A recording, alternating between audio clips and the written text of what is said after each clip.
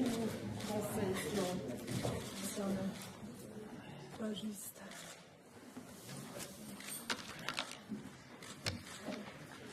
C'est bon. La présidente est toujours au centre. Ou le président.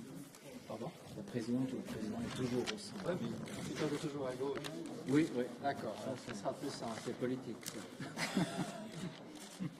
En plus, Ça serait maintenant à vérifier. c'est ce qu'il fallait me dire aujourd'hui.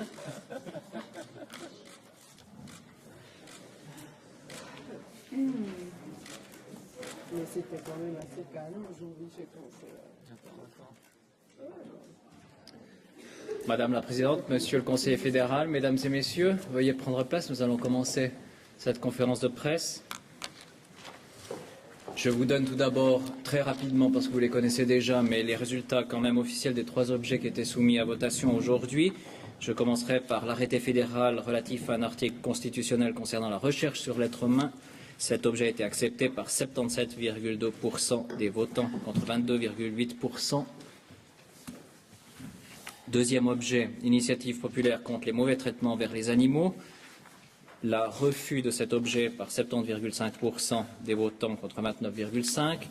Et enfin, modification de la loi fédérale sur la prévoyance professionnelle, vieillesse, survivant et invalidité, taux de conversion minimal 72% de non contre 27,3% de oui. Taux de participation s'est élevé à 45,2%. Et puis je vous donne une dernière information concernant le vote électronique. Aujourd'hui, 18 295 personnes ont fait usage de ce moyen de vote, soit à peu près 11,% des personnes qui avaient la possibilité d'utiliser ce vote électronique. Voilà pour les résultats. Je passe ensuite directement pour le commentaire de ces 3 objets. La parole a d'abord Madame la Présidente de la Confédération, ensuite Monsieur Burkhalter s'exprimera et nous prendrons toutes les questions à la fin. Madame la Présidente, vous avez la parole. Herr Kollege, Herr Vizekanzler, meine sehr verehrten Damen und Herren, ich begrüße Sie zur heutigen Pressekonferenz anlässlich dieses Abstimmungswochenendes und beginne mit der Initiative, die mein Departement zu bewältigen hatte, die Tierschutzanwalt-Initiative. Die Stimmbürgerinnen und Stimmbürger, wie Sie bereits wissen, haben diese eidgenössische Volksinitiative gegen Tierquälerei und für einen besseren Rechtsschutz der Tiere, kurz eben Tierschutzanwalt-Initiative, klar mit über 70% Nein-Stimmen abgelehnt. Damit können die Kantone weiterhin selber entscheiden, ob sie einen Tierschutzanwalt auf Niveau der Kantone einsetzen wollen. Sie wissen, dass bislang nur der Kanton Zürich von einem solchen Instrumentarium Gebrauch gemacht hat und einen Tierschutzanwalt etabliert hat, welcher Tiere in Strafverfahren vertritt. Mit dem Nein wurde einem schweizerischen Obligatorium für einen Tierschutzanwalt eine Absage erteilt.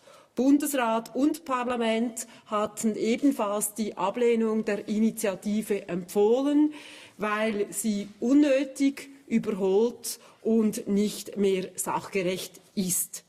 Wir haben sie zur Ablehnung empfohlen, weil wir auf Prävention und damit auf informierte Tierhalter setzen, weil wir auf die Kompetenz der Kantone zählen in diesem Bereich und nicht unnötig in ihre Selbstorganisation eingreifen wollen, weil das 2008 eingeführte Tierschutzgesetz ein strenges ist und auch konsequent umgesetzt wird.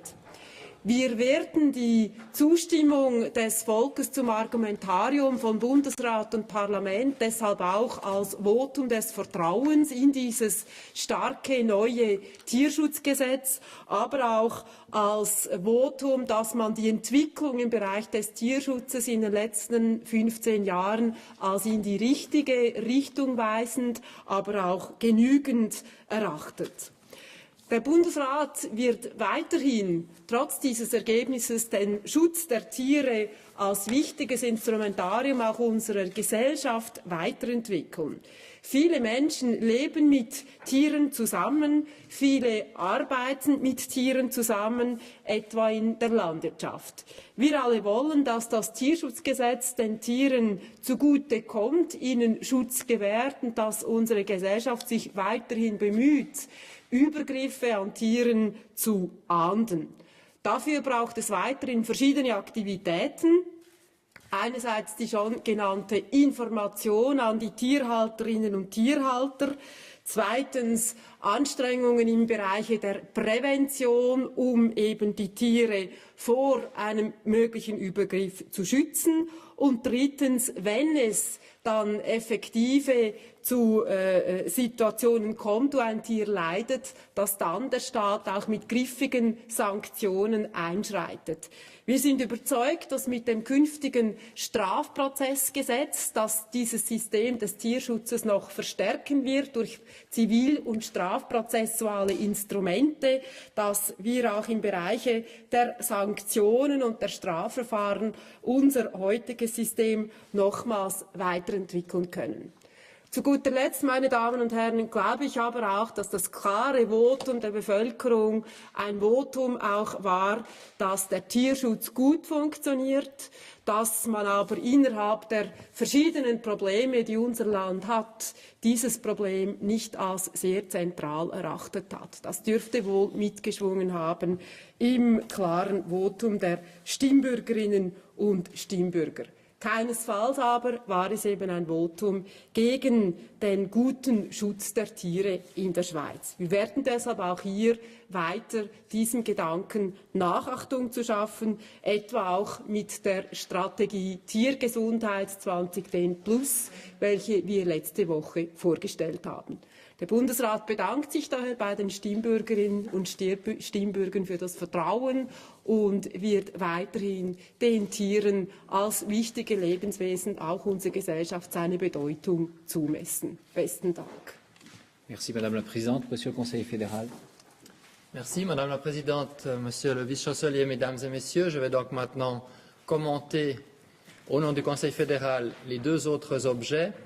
Deux objets dont les résultats sont en quelque sorte aux antipodes l'un de l'autre, en pourcentage d'acceptants, mais aussi sur le climat, on pourrait dire. Dans un cas, on a une confiance qui est très présente pour la politique de la recherche, et dans l'autre cas, on a une confiance qui est beaucoup trop absente pour ce qui concerne le deuxième pilier. Tout d'abord, l'article constitutionnel concernant la recherche sur l'être humain. La population suisse a donc approuvé aujourd'hui, à raison de 77%, donc à peu près 3 contre 1, cet article constitutionnel. Le Conseil fédéral se félicite bien sûr de ce résultat, d'autant plus net qu'il est largement positif dans tous les cantons. C'est un vote, encore une fois, de confiance du peuple suisse sur un sujet, la recherche en général, qui est, encore une fois, vu de manière positive, mais dans le cas présent, sur un sujet qui pouvait être peut-être encore un peu plus délicat que d'autres. Cette base constitutionnelle va permettre d'édicter une réglementation cohérente en matière de recherche sur l'être humain pour protéger l'homme dans sa dignité, dans sa personnalité. C'est là un enjeu d'une importance cruciale. Le bon résultat aujourd'hui est un signe positif en faveur du pôle suisse de la recherche. La population a confirmé la volonté de traiter les questions sensibles du point de vue éthique, non pas par des interdictions, mais bien plutôt par des réglementations qui soient claires et axées sur l'avenir. On doit inscrire ce résultat dans une série de oui qui étaient tout aussi nettes dans d'autres votations un peu apparentées, dans des objets apparentés, comme par exemple l'article constitutionnel sur la médecine de transplantation, c'était en 1999, ou la loi relative à la recherche sur les cellules souches, c'était en 2003. La population suisse est consciente que la recherche et le progrès sont étroitement liés. Le progrès n'est possible que grâce à la recherche, notamment la recherche sur l'être humain. Pensons par exemple au progrès réalisé en médecine dans le traitement des maladies. Pour mettre un nouveau médicament sur le marché, eh bien, il est indispensable de tester au préalable sur l'être humain avec de bons résultats. Le oui à l'article constitutionnel est aussi un oui à la question fondamentale de savoir si les personnes incapables de discernement, comme par exemple les enfants en bas âge, les handicapés mentaux ou les personnes atteintes de démence, peuvent ou non être impliquées dans un projet de recherche. L'article constitutionnel fixe des conditions sévères à la protection de ces groupes. Ces conditions doivent être sévères, elles sont suffisantes, nous en sommes convaincus. Exclure ces personnes de la recherche aurait signifié les exclure aussi de certains progrès de la médecine. Or, elles ont droit à une recherche spécifique sur leur maladie qui permet de développer de nouvelles thérapies. Il est également indispensable d'édicter une législation claire et uniforme pour l'ensemble de la Suisse, ce qui n'était pas le cas jusqu'à présent. On ne peut pas justifier que la dignité de la personne soit mieux ou moins bien protégée dans le canton de Genève, par exemple, ou par rapport au canton de Berne. Dans le domaine de la recherche, le fédéralisme, au fond, n'a pas véritablement sa place. Par ailleurs, la recherche est internationale. Elle ne se borne pas au territoire suisse, mais se développe partout dans le monde. Or, la position de la recherche suisse est bonne dans ce contexte international. Notre pays est même à la pointe de la recherche dans certains domaines comme la médecine et la biologie. L'article constitutionnel concorde avec des règles internationales reconnues, si bien que l'on va ainsi renforcer la place de la Suisse dans ce domaine. Le but premier de l'article constitutionnel est la protection de la dignité humaine et de la personnalité dans le cadre de la recherche. En deuxième lieu, cet article vise à garantir la liberté de la recherche. Cette liberté est même le moteur de l'innovation. On peut donc dire que dans ce cas, c'était à la base un projet très équilibré et ça explique vraisemblablement aussi son net succès. Pour garantir la liberté de la recherche scientifique, l'État doit fixer à la fois autant de règles qu'il est nécessaire et aussi peu de règles que possible. C'est exactement ce que fait l'article constitutionnel. Il exige que l'État impose des prescriptions lorsque et seulement lorsque c'est nécessaire pour protéger la dignité humaine. Il délimite un cadre précis qui autorise la recherche à bon escient, qui empêche également les abus. Il fixe des limites nettes, par exemple en affirmant que nul ne peut être forcé de participer à un projet de recherche. En résumé, le oui à l'article constitutionnel produit 3 effets concrets. La recherche sur l'être humain est assortie de règles claires et uniformes pour toute la Suisse. La protection de la dignité humaine et de la personnalité dans le cadre de la recherche est garantie. Et la recherche voit sa liberté sauvegardée, son rôle reconnu. L'article constitutionnel étant maintenant approuvé, on peut passer à l'étape suivante, c'est-à-dire les travaux sur le plan législatif. Un projet de loi relative à la recherche sur l'être humain a été transmis d'ores et déjà pour délibération au Parlement en octobre dernier, en même temps que le message correspondant. Les débats parlementaires, maintenant que l'article constitutionnel, encore une fois, est approuvé, vont pouvoir commencer vraisemblablement ce printemps. Je passe maintenant à la votation sur le taux de conversion minimal. Le peuple suisse a parlé là d'une voix tout aussi claire, mais dans l'autre sens. Il a refusé la deuxième révision de la loi sur la prévoyance professionnelle. Le résultat est net, c'est 73%, donc à nouveau à peu près 3 contre 1 sur ce projet, là aussi, mais encore une fois dans l'autre sens. L'analyse détaillée des résultats du vote permettra d'expliquer les raisons de ce refus. Le déroulement de la campagne permet toutefois déjà d'avancer un certain nombre de pistes. Il y a plusieurs noms qui se sont additionnés ce week-end. Le nom de ceux qui estiment que le projet du Conseil fédéral et du Parlement était prématuré. Le nom de ceux qui veulent régler différemment les problèmes à venir du deuxième pilier. Et enfin le nom lié au climat général qui n'est pas positif, notamment à l'égard d'une part de l'économie. Ce résultat signifie concrètement que le taux de conversion minimal ne sera pas abaissé à 6,4% en 2016. Le Conseil fédéral prend acte de ce résultat, évidemment le respecte, mais conformément à la première révision qui est encore en cours, le taux de conversion minimal sera donc adapté pour atteindre 6,8% en 2014. Le débat public qui a eu lieu ces derniers mois, tout spécialement ces dernières semaines, a permis de mettre l'accent sur l'évolution du deuxième pilier, d'aborder les enjeux de l'ensemble du système suisse des assurances sociales. En revanche, il n'a pas permis de trouver des solutions communes pour l'avenir. Ce débat ne se termine donc pas aujourd'hui. Au contraire, je crois qu'il ne fait que commencer. Nous le considérons comme les premières phrases d'une longue discussion, les premières phases d'un long processus. Pour le Conseil fédéral, la consolidation durable des assurances sociales constitue en effet une priorité de ces prochaines années. Et la consolidation durable, cela signifie la capacité, sur la durée, à répondre aux vrais besoins sociaux sans fragiliser les équilibres fondamentaux entre les générations, d'une part, entre les personnes actives et celles qui ne le sont pas ou plus, d'autre part, ainsi qu'entre les partenaires sociaux, Il s'agit donc d'un objectif qui est d'intérêt général et qui est également dans l'intérêt de tous. Il en va de la sécurité sociale non seulement d'aujourd'hui, mais également de demain et d'après-demain, donc de nos enfants et des enfants de nos enfants. Il s'agit aussi d'un objectif qui implique de toute manière des réformes, compte tenu des évolutions de la société, de la démographie, peut-être aussi de l'économie. Et pour pouvoir concrétiser ces réformes, mesdames et messieurs, eh bien, contrairement à ce qui s'est passé aujourd'hui, il faut un climat positif. Il faut que le baromètre de l'Helvétie quitte la zone de méfiance, de doute et d'attentisme, que l'aiguille de ce baromètre national s'oriente sur la confiance, sur la conviction et sur la volonté. Dans une période aussi difficile et aussi incertaine, un tel réchauffement positif du climat politique, politique dans le premier sens du terme, passe par une réaction commune, par une réaction d'unité. Le Conseil fédéral sait qu'il doit lui-même montrer l'exemple, réagir en équipe, afin de convaincre la population de la nécessité des réformes, en particulier dans les domaines du social et de la santé.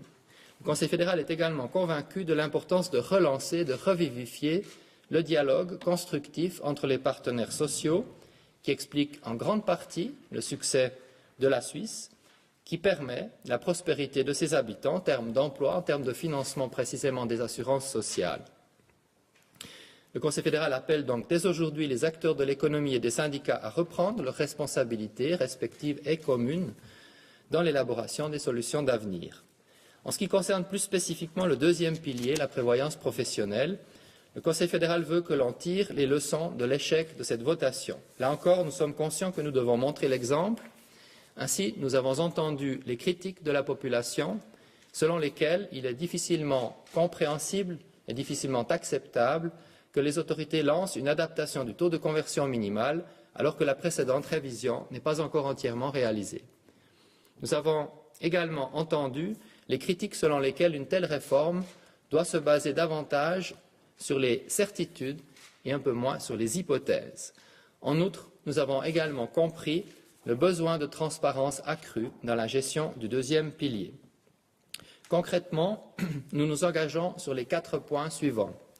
Tout d'abord, le Conseil fédéral souhaite accélérer la mise en vigueur de la réforme structurelle, qui est précisément une réforme de transparence, qui était d'ailleurs peut-être un peu trop transparente parce qu'elle n'a pas été véritablement comprise jusqu'ici, mais la réforme structurelle du deuxième pilier améliore grandement la surveillance, la transparence et elle réduit les risques d'abus dans la gestion des caisses de pension. Cette réforme devrait être adoptée en votation finale par les chambres fédérales durant cette session de printemps encore, donc dans moins de 10 jours. La législation en question devrait être sous toit. Sur le fond, cette réforme structurelle de la prévoyance professionnelle répond à de nombreuses préoccupations actuelles. Que prévoit-elle? Elle prévoit en particulier la création d'une commission fédérale de haute surveillance qui agit en toute indépendance. Donc, la nouvelle législation sur la réforme structurelle des caisses de pension prévoit cela. Dans 10 jours, c'est décidé, le Parlement met le point final. Et l'une de ces décisions, c'est la mise sur pied d'une commission fédérale de haute surveillance totalement indépendante et dans laquelle se trouvent des représentants des partenaires sociaux. Elle prévoit également le renforcement de la surveillance, donc après la haute surveillance indépendante, renforcement de la surveillance également par la cantonalisation et la régionalisation de la surveillance directe. Cette réforme structurelle du deuxième pilier prévoit aussi une délimitation claire des tâches et des responsabilités respectives des acteurs, des différents acteurs du deuxième pilier, organes suprêmes, organes de révision, experts. Tous ces différents acteurs doivent avoir des rôles clairement délimités, des responsabilités aussi clairement délimitées. Elle prévoit encore, cette réforme, des dispositions supplémentaires en matière de bonne gouvernance, réglementation sur l'intégrité et la loyauté des responsables des caisses de pension, sur les avantages financiers personnels, sur les conflits d'intérêts, sur les actes juridiques avec des proches, tous éléments qui comportent en soi des risques d'abus. Et là, nous avons donc toutes ces propositions qui sont en cours, pratiquement terminées, puisqu'il s'agit maintenant de l'examen des dernières divergences au Parlement. Et ce sont ces règles de bonne gouvernance, donc pas la partie surveillance, mais la partie disposition de bonne gouvernance, cette partie-là, qui devrait pouvoir être mise en vigueur, peut-être plus rapidement que prévu. Nous l'étudions actuellement. Initialement, la mise en vigueur de cette nouvelle législation est prévue pour début 2012, mais la partie sur la bonne gouvernance pourrait être réalisée un peu plus tôt. La partie sur la surveillance, compte tenu du nombre de partenaires au niveau des cantons et des régions, il est vraisemblable que la date de début 2012 devra être confirmée. Pour ce qui concerne la bonne gouvernance, nous essayons d'accélérer le mouvement. Ça, c'est le premier engagement. Deuxième engagement, dans le même objectif de consolidation du deuxième pilier, le Conseil fédéral va encourager, dans le cadre de ses compétences, l'examen rapide par les chambres fédérales du projet de législation sur les institutions de prévoyance de droit public, un projet qui vient d'être adopté maintenant au Conseil des États, dans une solution, je dirais, de recherche de compromis avec les cantons. Et dans ce sens-là, le Conseil fédéral va maintenant orienter ses efforts pour rechercher la solution qui puisse assez rapidement être acceptée par les deux chambres. Troisième engagement, la législation sur la prévoyance professionnelle actuelle prévoit que le Conseil fédéral soumette régulièrement un rapport sur la question du taux de conversion minimal. C'est la loi actuelle. La nouvelle loi qui vient d'être refusée prévoyait aussi cela, mais avec même un timing plus serré entre chaque rapport. Mais nous avons de toute façon, au niveau du département fédéral de l'Intérieur, la préparation en cours, on va mettre en cours d'un rapport pour l'année prochaine, donc pour 2011 déjà, et nous allons élargir le champ d'action de ce rapport qui, selon la loi, est donc consacré spécifiquement à la question du taux de conversion minimal. Nous allons élargir le champ d'action. Ce rapport fera également le point sur les questions fondamentales du financement du deuxième pilier, de la transparence, y compris de la problématique des frais d'exploitation qui a fait l'objet de pas mal de discussions dans les dernières semaines de campagne. Enfin, nous exposerons également dans ce rapport les différentes solutions envisageables pour les futures réformes, donc après la réalisation complète de la première réforme du taux de conversion minimal et de la LPP, qui nous amène donc en principe en début 2014 avec ce taux de 6,8%. À titre d'exemple, nous étudierons les mécanismes d'autorégulation en fonction de l'évolution démographique et économique, donc, encore une fois, de passer à des réformes basées davantage sur les réalités que sur les hypothèses.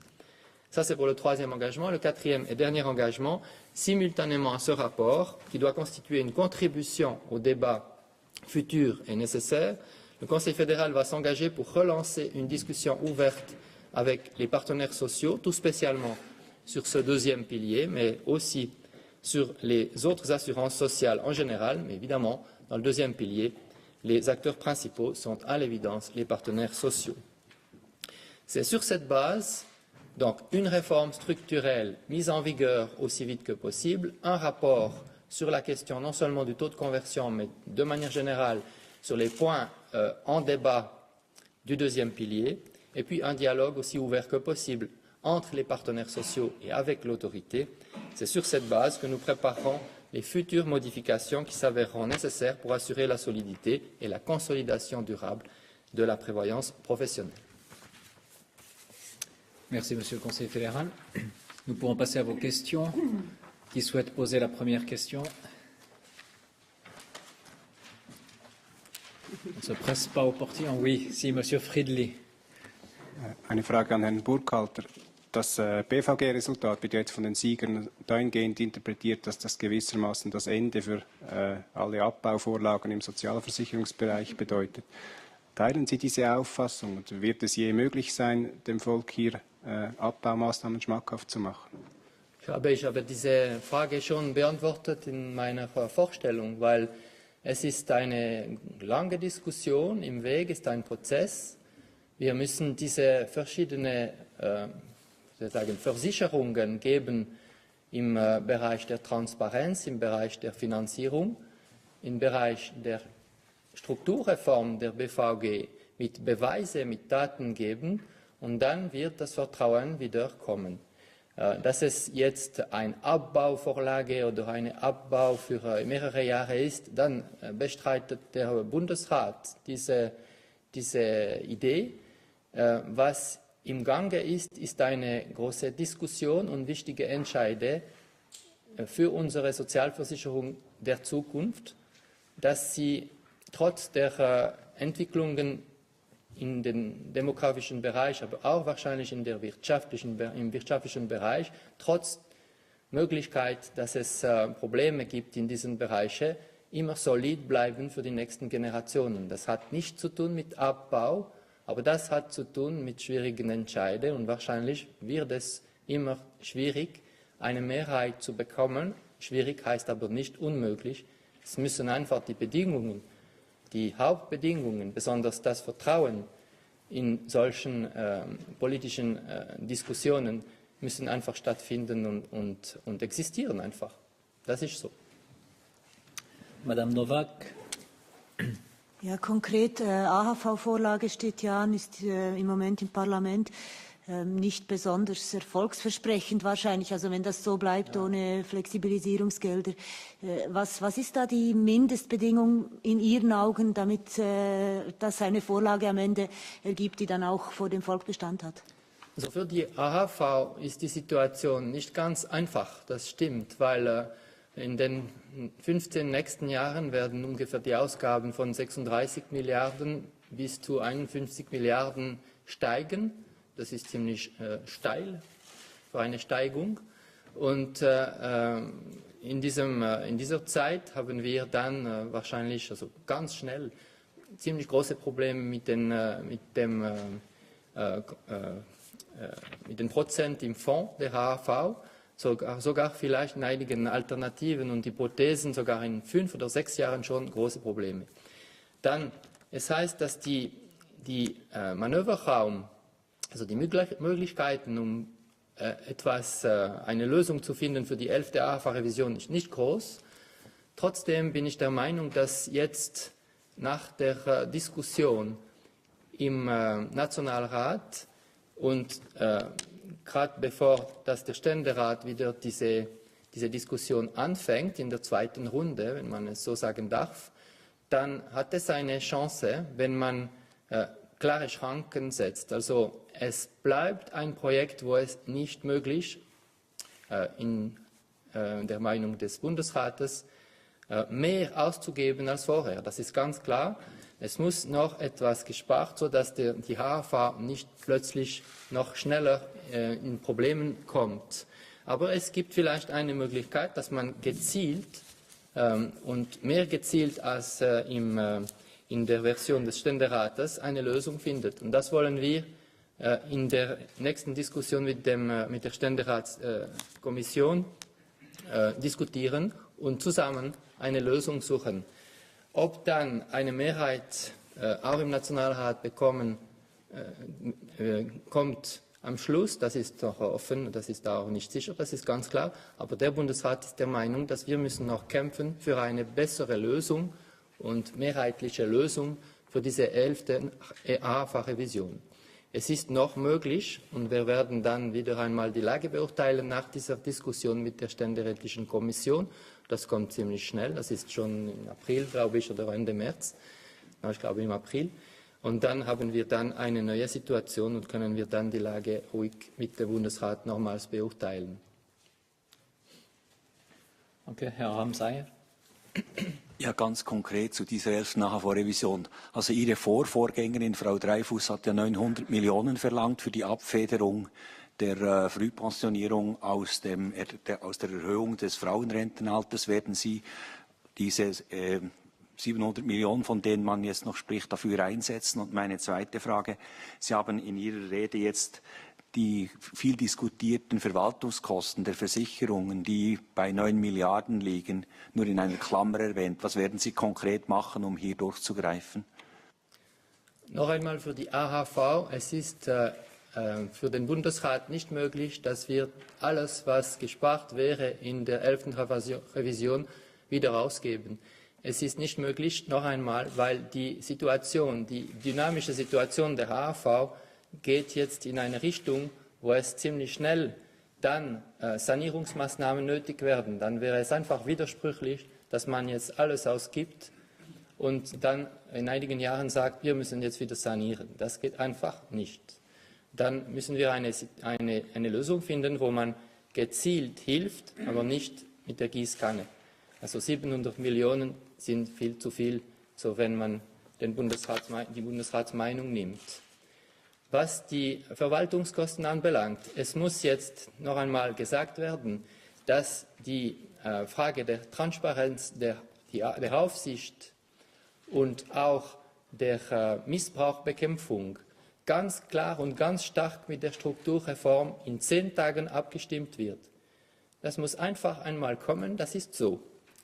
Und dazu werden wir noch einmal einen Bericht machen in einem Jahr, also ungefähr im Jahr 2011 wird es kommen. Und in diesem Bericht werden wir auch diese Transparenzmöglichkeiten, noch mehr Transparenz zu bringen, analysieren und diese Frage auch noch prüfen. Ganz konkret werde ich dann nicht jetzt Stellung nehmen, aber die politische Wille ist klar. Wir müssen das klären und das ist nötig, so dass Vertrauen wieder zurückkommt in dem Bereich und dass wir dann für die nächste Reform eine politische Situation, nicht einfach, aber besser bekommen. Merci. Monsieur Studer. Es gibt jetzt Stimmen, die einfach sagen, man kann die Beiträge erhöhen, dann ist quasi das Problem gelöst. Wer heute hineingestimmt hat, der ist selber schuld. Was halten Sie davon? Also das ist eine Möglichkeit, aber heute kommen wahrscheinlich alle Möglichkeiten. Das ist auch normal, dass man sagt, das oder das. Und es werden ganz andere Rezepte gesagt von verschiedenen Akteuren. Wichtig ist, dass wir jetzt zusammen mit den verschiedenen Akteuren ernst, aber ruhig diese Lage beurteilen und die Lösung, die mehrheitlich ist oder am meisten mehrheitlich sein kann, zusammensuchen. Und ich möchte nicht jetzt Stellung nehmen für eine oder für die andere Maßnahme. Ich habe gesagt, wo wir uns als Bundesrat, als Team engagieren. Und wir werden das tun und wir werden das tun, so dass die nächste Reform viel mehr Chancen hat als diese da. Monsieur Friedli. Sie wollen in diesem Bericht auch die Möglichkeit einer Selbstregulation prüfen beim BVG. Also könnten Sie sich vorstellen, dass man die Höhe des Umwandlungssatzes aus dem Gesetz nimmt und an eine Formel knüpft, wo das dann jeweils automatisch geschieht? In einer Verordnung, meinen Sie? Oder ich habe nicht verstanden am Schluss. An eine Formel knüpft, was dann automatisch jeweils bestimmt wird. Ja, also dass es gesucht wird, dass nicht mehr nur Hypothesen am meisten genommen sind, um dann den Mindestumwandlungssatz zu festlegen, aber etwas, das dynamisch Beweise, also Realitäten hat, dass es dann durch diese Realitäten den Mindestumwandlungssatz festgelegt wird, das wäre eine gute Richtung. Das ist ganz klar, ist nicht so ganz einfach. Aber das wäre besser, weil es stimmt, in dieser Kampagne waren, ich habe es vorher auch gesagt, und das ist eine Kritik, die berechtigt ist von mir aus, aber die schwierig zu haben, ist auch schwierig. Aber ich meine, es stimmt schon, dass diese Kritik, dass es jetzt nur mit Tendenzen und mit Hypothesen gearbeitet wird und dann, dass es nicht Beweise gibt für 20 Jahre, wie die demografische Entwicklung sein kann oder wie die Rendite sein werden, das stimmt schon. Dann suchen wir einen solchen Mechanismus schon, aber dass es gefunden wird, ist noch offen. Encore une question, Monsieur Guillaume. Oui, Monsieur le Conseil fédéral, vous avez cité 3 noms. Moi, j'en vois un 4e, c'est un nom au Conseil fédéral. Est-ce que vous n'avez pas l'impression que le peuple aujourd'hui a dit non au Conseil fédéral parce qu'il avait mal géré l'affaire UBS, parce qu'il a mal géré l'effondrement du secret bancaire et parce qu'il a mal géré l'affaire Lidl? Alors le peuple aurait dû dire non, ou en tout cas largement moins oui à l'article constitutionnel sur la recherche sur l'être humain. Donc, et il aurait pu encore ne pas donner un soutien aussi net au Conseil fédéral dans le combat qu'il a mené contre l'initiative sur l'avocat pour les animaux. Donc, franchement, on peut le dire, mais on ne peut pas vraiment l'affirmer. Parce que si on a 3 objets et dans 2 objets, il y a très clairement la position des autorités, Conseil fédéral et Parlement, qui est confirmée, et dans le 3e, clairement l'inverse, on doit quand même se poser la question si sur le 3e, il n'y avait pas réellement un problème général. Et je considère que le nom, et encore une fois, quand j'ai parlé des noms, le nom dont vous parlez était compris dans le nom au climat politique et économique qui est actuellement autour des assurances sociales un problème réel pour obtenir un oui à une réforme. De là à prendre cela pour un acte punissant en quelque sorte le Conseil fédéral à cause d'autres dossiers, là, je crois que vous allez beaucoup trop loin et que les résultats d'aujourd'hui démontrent en fait pratiquement l'inverse sur les deux autres objets. Autre question, Madame Zubler? Oui, vous insistez à nouveau, Monsieur Burkhalter, sur la nécessité de, vous dites, relancer une discussion ouverte avec les partenaires sociaux sur les assurances, en général aussi l'AVS-LAI. C'était aussi votre intention en matière de santé. Est-ce que vous avez repris un département où les discussions étaient à ce point bloquées entre tous les partenaires sociaux et à quoi vous l'attribuez? C'est très différent d'un point à l'autre, mais de fait, c'est vrai qu'il y avait dans ce dossier-là, j'ai trouvé des crispations assez fortes. Et je crois vraiment que le dossier de remise en cause du taux de conversion minimal, comme ça, il est arrivé trop tôt par rapport à tout l'aspect de réforme relative à la structure, enfin on devrait l'appeler la réforme relative à la transparence du deuxième pilier. Je pense qu'on a mis les éléments dans un ordre qui n'était pas bon. Par ailleurs, en effet, on ne peut rien faire dans ce pays, et c'est bien comme cela, sans les partenaires sociaux dans ce genre de dossier. Ce sont les partenaires sociaux qui ont réussi chaque fois qu'on a eu des progrès à se mettre d'accord. Et c'est clair que si l'on part à ce point-là en ordre dispersé, il faut dire que lorsqu'il y a eu la votation, il n'y avait pas vraiment un ordre dispersé, il n'y avait même pas d'ordre dispersé du tout dans la commission d'experts, où même les syndicats étaient d'accord, mais enfin ça c'était une autre époque. Mais après, depuis le moment où il y a eu véritablement campagne, on a vu quasiment le ciseau se faire entre les positions. Et je pense réellement qu'en effet, il faut retrouver la capacité de chercher ensemble la solution et à un moment donné d'admettre qu'un compromis est nécessaire entre les partenaires sociaux. Et si j'ai bien compris les premières réactions de cet après-midi, certaines d'entre elles vont dans ce sens-là. Le Conseil fédéral va donc s'engager à pousser également à cette roue du dialogue et surtout de la collaboration positive et constructive entre les partenaires sociaux.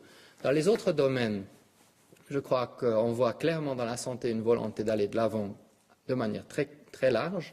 Simplement, toutes les réformes sont délicates parce qu'elles ont toujours eu un effet négatif pour l'un ou l'autre des grands partenaires. Donc il faut maintenant aussi que dans ce domaine-là, les différents partenaires voient la possibilité d'accepter quelques éléments négatifs pour obtenir une réforme qui globalement est positive et surtout permettre de débloquer la situation. En la matière, je suis assez confiant, d'autant plus que les projets qui sortent des commissions actuellement sont des projets assez largement soutenus et qui sont courageux.